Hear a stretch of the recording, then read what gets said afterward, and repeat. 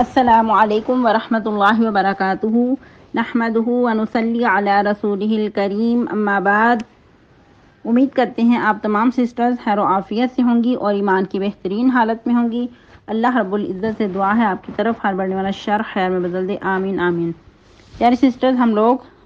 سورہ آل عمران آیا مبارکہ 169 تک ترجمہ تفسیر پڑھ چکے تھے۔ آج نیکسٹ آیا مبارکہ 172 تک ٹرانسلیشن اور آیا مبارکہ 169 سے ہی تفسیر کا لیسن کنٹینیو کریں گے۔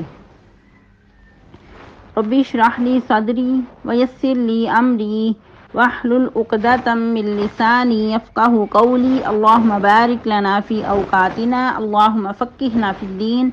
اللہم انی اسألک الہدی والتقی والعفاف والغنی، اللہم الہمنی رشدی وأعذنی من شر نفسی، اعوذ باللہ من الشیطان الرجیم۔ فرحین بما آتاہم اللہ من فضلہ ویستبشرون بالذین لم یلحقوا بہم من خلفہم الا خوف علیہم ولا هم یحزنون۔ یستبشرون بنعمت من اللہ وفضل وأن اللہ لا یضیع اجر المؤمنین۔ الذین استجابوا للہ والرسول من بعد ما اصابهم القرح للذین احسنوا منہم واتقوا اجر عظیم۔ ٹرانسلیشن: فرحین وہ خوش ہوتے ہیں، بما آتاہم اللہ ساتھ اس کے جو ان کو عطا کیا اللہ نے، من فضلہ اپنے فضل و کرم سے، ویستبشرون اور وہ خوشیاں مناتے ہیں، بالذین ان لوگوں کے لیے، لم یلحقوا بہم جو نہیں ملے ساتھ ان کے، من خلفہم جو ان کے پیچھے ہیں، الا خوف علیہم ولا هم یحزنون یہ کہ نہ خوف ہوگا ان پر اور نہ وہ غمگین ہوں گے۔ یستبشرون بنعمت من اللہ وفضل وہ خوشخبریاں پاتے ہیں اللہ کی نعمتوں سے اور اس کے فضل سے۔ وَأَنَّ اللَّهَ لَا يُضِيعُ أَجْرَ الْمُؤْمِنِينَ اور بے شک اللہ تعالیٰ نہیں ضائع کرتا اجر مومنین کا۔ الَّذِينَ اسْتَجَابُوا لِلَّهِ وہ لوگ جنہوں نے قبول کیا اللہ اور اس کے رسول کو، یا اس طرح بھی پڑھ سکتے ہیں وہ لوگ جنہوں نے لبیک کہی اللہ اور اس کے رسول کے لیے، من بعد ما اصابهم القرح بعد اس کے جو پہنچا ان کو زخم، للذین احسنوا منہم اور وہ لوگ جنہوں نے احسان کیا ان میں سے، واتقوا اور تقوی اختیار کیا، اجر عظیم اجر ہے بہت ہی بڑا۔ تفسیر آیہ مبارکہ 169 وَلَا تَحْسَبَنَّ الَّذِينَ قُتِلُوا فِي سَبِيلِ اللَّهِ أَمْوَاتًا بَلْ أَحْيَاءٌ عِندَ رَبِّهِمْ يُرْزَقُونَ۔ جیسا کہ ہمارا موضوع غزوہ احد کے متعلق ہی چل رہا ہے، جس طرح کہ آیہ مبارکہ 168 میں پڑھا تھا کہ جو منافقین تھے وہ جو ان کے لوگ شہید ہو گئے ان کے بارے میں کہنے لگے کہ اگر ہماری بات مان لیتے، جنگ میں نہ جاتے تو وہ اس طرح شہید نہ ہوتے، اس طرح میدان جنگ میں نہ مارے جاتے۔ تو اللہ تعالیٰ ان کو ڈانٹ پلا رہے ہیں کہ اے نبی صلی اللہ علیہ وسلم آپ ان کو فرما دیجئے کہ اپنی جانوں سے موت کو روک کر دکھاؤ اگر تم اپنے دعوے میں سچے ہو۔ پھر اللہ تعالیٰ مزید ان کو منہ توڑ جواب دے رہے ہیں کہ جو لوگ اللہ کی راہ میں شہید کیے جائیں ان کو مردہ نہ سمجھو، بلکہ وہ تو اللہ کے ہاں رزق پا رہے ہیں، اللہ کے ہاں وہ زندہ ہیں اور رزق پا رہے ہیں، وہ اللہ کے پاس ان کو رزق دیا جاتا ہے۔ ہم نے کل کے لیسن میں پڑھا تھا کہ اس آیہ مبارکہ پہ مزید ہم بات کریں گے کہ ان کی زندگی کیسی ہے، اگر وہ زندہ ہیں تو کیا جو جس طرح ہماری زندگی ہے دنیا پہ ویسی ان کی زندگی ہے؟ ایسی نہیں ہے، بلکہ ان کی زندگی برزخی ہے،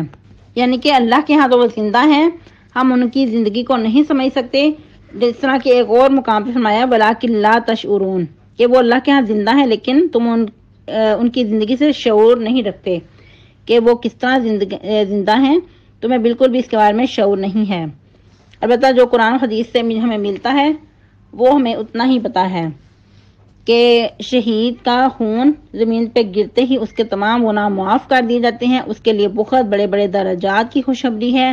اور جس طرح ہم نے پڑھا کہ جنت کے 100 درجے ہیں اور سب سے بلند جو درجہ ہے وہ شہید کے لیے ہے۔ اور شہید کو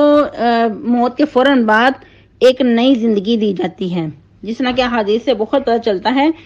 کہ شہداء کی جو روحیں ہیں وہ سبز قندیلوں میں ڈال دی جاتی ہیں اور وہ جنت کے باغوں میں اڑتے پھرتے ہیں اور جنت کے میوہ جات کھاتے پھرتے ہیں۔ اور یہ بھی روایت سے پتہ چلتا ہے کہ عرش الہی کے ساتھ وہ قندیلیں معلق ہیں اور وہ جہاں چاہیں اڑتی پھرتی ہیں اور جنت کے جو پھل ہیں ان میں سے وہ کھاتے ہیں۔ یعنی عرش الہی کے جو یعنی کہ 7 قندیلیں معلق ہیں، لٹکی ہیں، وہ ان کے مسکن ہیں۔ پھر نیکسٹ فرحین بما آتاہم اللہ من فضلہ، وہ خوش ہوتے ہیں جو کچھ ان کو اللہ نے اپنے فضل سے عطا کیا ہے، یعنی کہ اگر ان کو یہ سعادت حاصل ہوئی ہے تو یہ اللہ تعالیٰ کی طرف سے بہت بڑا فضل و کرم ہے۔ وَيَسْتَبْشِرُونَ، اور وہ خوشیاں مناتے ہیں ان لوگوں کی نسبت جو بھی ان کے پیچھے ہیں، ان کے ساتھ نہیں ملے، یعنی کہ جو دنیا پہ ان کے ہم نشین ہیں ان کے بارے میں خوش ہوتے ہیں ان کو یاد کر کے، اور گویا وہ ان کی طرف سے پیغام دینا چاہتے ہیں ان کو کہ تم نہ کچھ خوف کرو اور نہ غمناک ہو، یعنی کہ میدان جنگ میں اگر جا کے شہادت سے گھبراتے ہو، موت سے گھبراتے ہو تو اس کے بارے میں کوئی خوف نہ کرو، کیونکہ شہید ہونے کے بعد انسان کی ساری جو پریشانیاں ہیں، دنیا کی جو رنجشیں ہیں وہ ختم ہو جاتی ہیں۔ جس طرح کہ ایک روایت سے پتہ چلتا ہے کہ جب احد کے میدان میں بہت شہادتیں ہوئیں اور ظاہری بات ہے جن کے پیارے شہید ہو گئے تھے وہ ان کی جدائی میں غمزدہ تھے، تو اس وقت نبی صلی اللہ علیہ وسلم نے بطور خوشخبری، بطور تسلی ان کو بتایا کہ جو تمہارے بھائی میدان احد میں شہید ہو گئے ہیں، اللہ تعالیٰ نے ان روحوں کو سبز رنگ کے پرندوں کے یعنی کہ کالبوں میں ڈال دیا ہے، ان کے سینوں میں روحیں پھونک دی ہیں جو جنت کی نہروں پر آتی ہیں، جنت کے پھل کھاتی ہیں اور عرش الہی کے جو سائے ہیں سونے کی قندیلوں کے پاس ٹھہر جاتی ہیں، یعنی کہ وہ ان کے مسکن ہیں۔ تو جب ان کو ان نعمتوں سے لطف اندوز ہوئے، وہ اتنی زیادہ نعمتیں عطا کی گئیں، تو اس انجام کو دیکھ کر بہت خوش ہوئے اور کہنے لگے کہ کاش جو ہمارے بھائی ہمارے پیچھے رہ گئے ہیں تو ان کو بھی یہ بتایا جائے کہ وہ میدان جنگ سے دور نہ رہیں، اس سے غفلت نہ برتیں، بلکہ میدان جنگ میں کود جائیں اور شہادت حاصل کریں، اور جس لطف سے ہم گزر رہے ہیں، جس نعمتوں سے ہم گزر رہے ہیں ان کو بھی وہ حاصل ہو جائیں۔ تو اس کے بارے میں پھر آیت مبارکہ نازل ہوئی کہ وَلَا تَحْسَبَنَّ الَّذِينَ قُتِلُوا فِي سَبِيلِ اللَّهِ أَمْوَاتٌ بَلْ أَحْيَاءٌ عِندَ رَبِّهِمْ يُرْزَقُونَ۔ تو اللہ رب العزت نے فرمایا کہ ٹھیک ہے، تمہارا یہ جو پیغام ہے، جو تمہاری یہ خواہش ہے، میں تمہارے بھائیوں تک یہ پہنچا دیتا ہوں۔ تو اس پہ پھر اللہ رب العزت نے یہ آیت مبارکہ نازل کر کے اپنے بندوں تک یہ پیغام پہنچا دیا ان کی طرف سے۔ اس کے بارے میں کچھ اور بھی روایات ملتے ہیں، وہ دیکھ لیتے ہیں، ملاحظہ فرما لیتے ہیں۔ جس طرح کہ سیدنا جابر رضی اللہ تعالیٰ عنہ فرماتے ہیں کہ مجھے رسول اللہ صلی اللہ علیہ وسلم نے پوچھا کیا جابر کیا بات ہے، میں تمہیں پریشان حال دیکھتا ہوں۔ میں نے کہا اللہ کے رسول صلی اللہ علیہ وسلم، جیسا کہ آپ کو پتا ہے کہ میرے والد جنگ احد میں شہید ہو گئے تھے اور بہت زیادہ قرض تھا ان پہ، اور بہت چھوٹے بچے بھی وہ چھوڑ گئے تھے، تو آپ نے فرمایا کیا میں تمہیں خوشخبری نہ دوں کہ جب ان کی اللہ تعالیٰ سے ملاقات ہوئی تو ان کی آپس میں کیا گفتگو ہوئی؟ تو جابر کہتے ہیں کہ میں نے کہا کہ ہاں اللہ کے رسول صلی اللہ علیہ وسلم مجھے ضرور بتائیے۔ تو آپ نے فرمایا کہ اللہ تعالیٰ کسی سے کلام نہیں کرتا مگر پردے کے پیچھے سے، تو جب تمہارے باپ سے اللہ تعالیٰ کے ساتھ یعنی کہ بات ہوئی، ہم کلام ہوئے، تو اس وقت کچھ انہوں نے آرزو کی، کچھ تمنا کی اور پوچھا کہ اے عبداللہ تمہیں کچھ چاہیے؟ تو انہوں نے کہا کہ ہاں میری ایک تمنا ہے کہ جس طرح میں دنیا پہ تھا، مجھے شہادت کی موت نصیب ہوئی، تو مجھے دوبارہ دنیا پہ بھیجا جائے اور میں تیری راہ میں ویسے ہی لڑوں اور پھر دوبارہ سے شہید ہو جاؤں۔ تو اللہ رب العزت نے فرمایا کہ یہ ہمارے وہاں فیصلہ ہو چکا ہے کہ جو دنیا سے ایک دفعہ چلا جاتا ہے وہ دوبارہ دنیا پہ نہیں آتا۔ اس آیہ مبارکہ کے بارے میں ایک اور روایت ملتی ہے، ایک اور حدیث ہے جس طرح کہ سیدنا عبداللہ بن مسعود فرماتے ہیں کہ ہم نے اس آیہ مبارکہ کے بارے میں نبی صلی اللہ علیہ وسلم نے پوچھا تو آپ نے فرمایا کہ شہداء کی روحیں سبز پرندوں کی صورتوں میں ہوں گی، ان کے لیے عرش الہی میں کچھ قندیلیں لٹکی ہیں،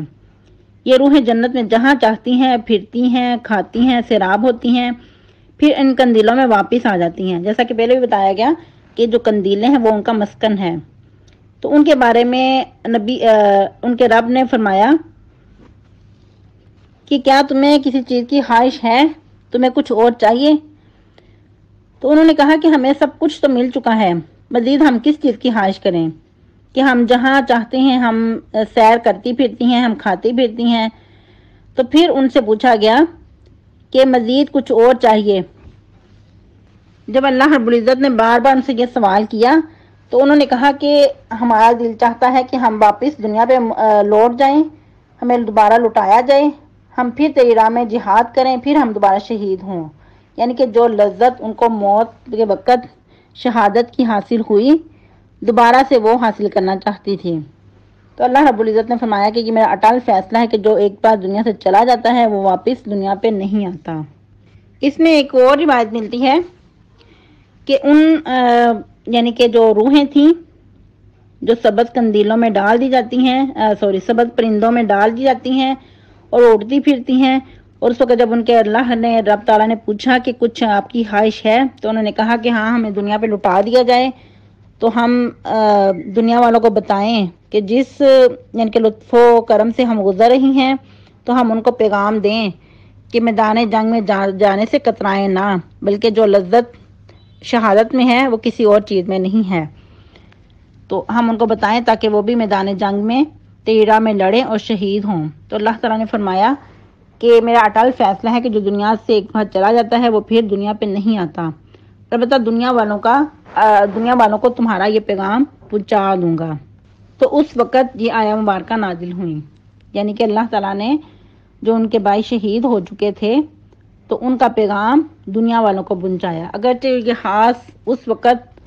آیہ مبارکہ نازل ہوئی لیکن رہتی دنیا تک کے لیے سب کے لیے یہ پیغام ہے کہ کوئی میدان جنگ میں جانے سے نہ کترائے، کیونکہ اللہ رب العزت نے جو شہادت میں مزہ رکھا ہے، جو لطف و کرم شہادت میں ہے، وہ کسی اور موت میں نہیں ہے۔ جس طرح کہ سیدنا عمر فاروق رضی اللہ تعالیٰ عنہ بھی دعا کیا کرتے تھے، اللہم ارزقنی شہادتا فی سبیلک و بلد رسولک، کہ اللہ مجھے شہادت کی موت عطا کر اور اپنے پیغمبر کے شہر میں عطا کر، یعنی کہ مدینہ میں وہ شہادت کی موت طلب کیا کرتے تھے۔ سبحان اللہ۔ تو اللہ رب العزت نے کیسی ان کو موت عطا کی، کیسی ان کو شہادت عطا کی کہ مسجد نبوی میں ہی وہ نماز پڑھا رہے تھے فجر کی، تو اس وقت ظالم نے، دشمن نے کیسے خنجر سے وار کیا اور زہر کی پان چڑھائی ہوئی تھی، تو کیسے ان کی شہادت ہوئی کہ انتڑیاں کٹ گئیں اور بہت المناک وہ منظر تھا، یہاں تک کہ جب ان کو دودھ بھی دیا گیا تو وہ بھی انتڑیوں کے ذریعے باہر آ جاتا تھا۔ اللہ اکبر کبیرہ۔ نہ تو اس وقت جدید ٹیکنالوجی تھی کہ کوئی ایسے ان کو کسی سرجری کے ذریعے ان کا علاج ہوتا، کوئی آپریشن ہوتا، ایسے اس وقت علاج نہیں تھے، تو خیر اس وقت پھر اللہ رب العزت کے پاس وہ چلے گئے، اس طرح ان کو یہ شہادت نصیب ہوئی۔ تو کیسے ان کو اللہ رب العزت نے شہادت عطا کی اور کیسی ان کی دعا قبول ہوئی کہ مدینہ الرسول میں ان کو موت آئی اور نبی صلی اللہ علیہ وسلم کی مسجد مبارک میں۔ سبحان اللہ۔ ہمارے لیے بھی اس میں لیسن چھپا ہے کہ ہم لوگ بھی شہادت کی موت کی دعا کریں۔ موت تو ایک دن آنی ہی آنی ہے، تو انسان کو چاہیے کہ شہادت کی موت کی دعا کرے کہ اللہ رب العزت جب بھی موت عطا کرے تو شہادت کی موت عطا کرے۔ سبحانک اللہم ربنا و بحمدک نشہد ان لا الہ الا انت نستغفرک و نتوب الیک۔ کل فرائیڈے ہے، آپ لوگوں کو لیسن کی چھٹی ہوگی، تو آپ لوگوں نے بہت اچھے سے گزارنا ہے فرائیڈے، اور فرائیڈے کی سنتوں کا خیال رکھنا ہے، اسپیشلی سورۃ الکہف کی تلاوت، درود شریف کی کثرت اور مسواک لازمی کیا کریں، ہر نماز کے ساتھ کم سے کم لازمی کیا کریں، کیونکہ روزے میں ہر کام کی، ہر نیکی کا اجر بڑھ جاتا ہے۔ اسی طرح اگر آپ سنت سمجھتے ہوئے مسواک کریں گے تو مزید اس کے اجر میں بھی اضافہ ہوگا۔ السلام علیکم ورحمۃ اللہ وبرکاتہ۔